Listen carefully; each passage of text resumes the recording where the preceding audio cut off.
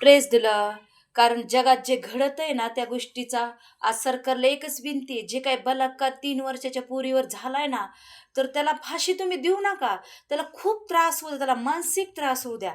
कारण त्या व्यक्तीने काय केलं त्या गोष्टीचा त्यांनी विचार करावा. अशी माझी सरकारला इच्छा आहे, की त्याला फाशी देऊ नका. त्याला रोज रोज मानसिक त्रास होऊ द्या. कारण अशा किती काही लोकांनी 100 वेळा विचार केला पाहिजे, की ह्या गोष्टी नाही झाल्या पाहिजे. जगात सरकारला एकच विनंती आहे, की आज जगात काय चाललंय त्यांनी त्या गोष्टीचा विचार करावा. काही तर त्यांनी पाऊल उचलावा. असं काही तर होऊ द्या. आज त्यांच्या घरचे ज्या आईने जन्म त्या पोरीला दिलाय, आज तिच्या संगती असला इतका डेंजर क्राईम झालाय. माझी एकच सरकारला विनंती आहे, की आज त्यांना तुम्ही मदत करा. कारण त्या व्यक्तीला इतका डेंजर त्रास द्या. त्यांनी 100 वेळा विचार केला पाहिजे. कुणावर बलात्कार केला नाही पाहिजे.